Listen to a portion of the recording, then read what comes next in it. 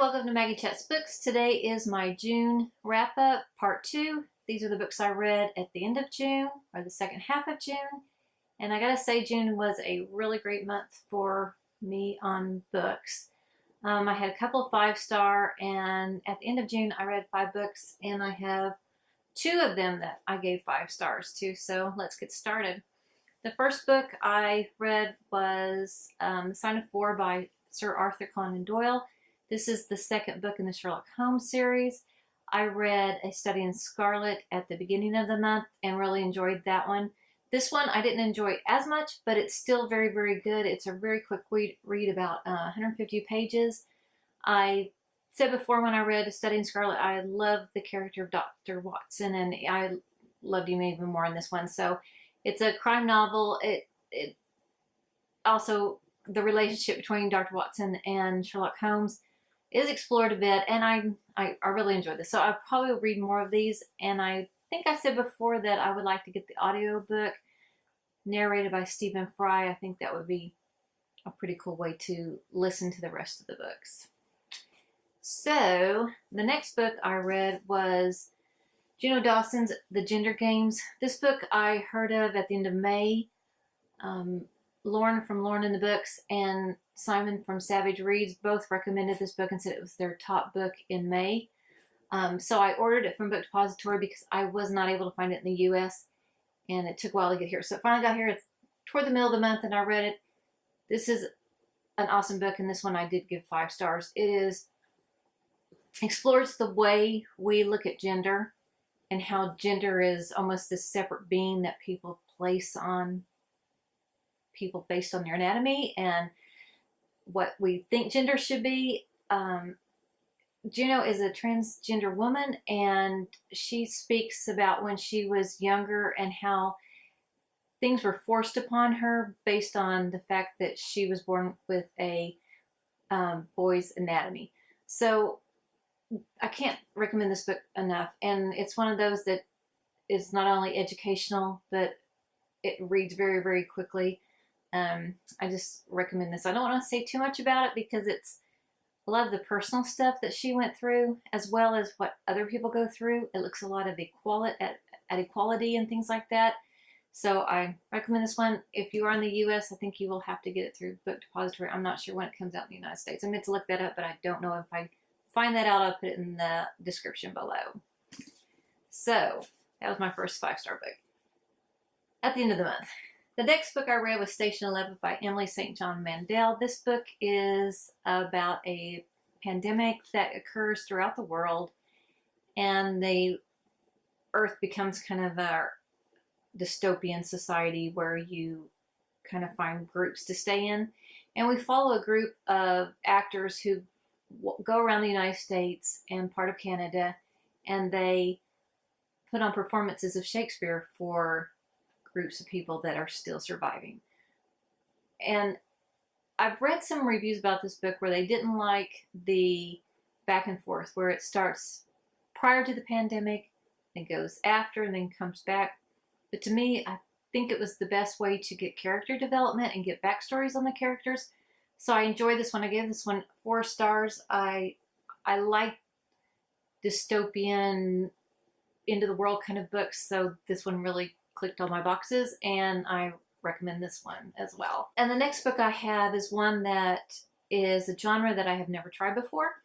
I was watching Rita from Rita Book, and she was doing a haul, I believe, of her manga books that she had gotten. And I had not heard of that genre before, so I left her a comment and asked her some questions about manga books, and she explained what they were. So I put it down as one of the TBRs for genres that I haven't read. Then I watched Russell from Pen and Paper Blog, I believe is his channel. And he was going through books that he read for Pride Month. And one of them was a manga book, and it was My Brother's Husband by Gengoroh Tagame. I probably butchered that name, sorry. But this is a manga book, and it's in black and white illustrations. I like the graphics and the way that they were represented. The basis of the story is this gentleman here has just lost his husband. He is from Canada, and he comes to Japan to meet his husband's twin, to make that connection to his family. They meet each other. It's awkward for the brother because he never really discussed with his brother the part of his life that he didn't understand. The cool part of this book is the little girl who accepts people for who they are, and she is just so excited that she has an uncle, and she really bridges the gap between the two men. The other thing I like about this book is when there's a character introduced kind of in the middle of the book, and that's the ex-wife of the brother and the mother of the little girl. And she's a non-traditional female, and she's represented in a way without judgment, and it was really refreshing. Some female character you don't often see without somebody trying to make it a point of being a bad mother or bad wife or a bad person. So that part I really, really liked, and I'm probably explaining this terrible, but I don't want to give too much of this book away because it's really, really awesome.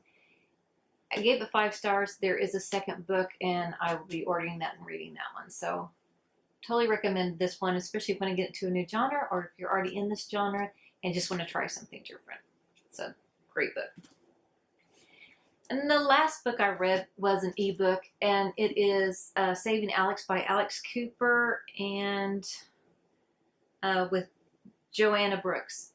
And the whole title of this book is When I Was 15, I Told My Mormon Parents I Was Gay, and then that's when my nightmare began. This is a non-fictional book about Alex Cooper. As it says, when she told her parents that she was gay, her parents reacted horrified, and they actually kicked her out of the house within minutes of her letting them know. And she lived with friends for a little over a week, and then they came and got her and drove her to Utah, and they told her that they were taking her to live with her grandparents for a while to get away from her love interest.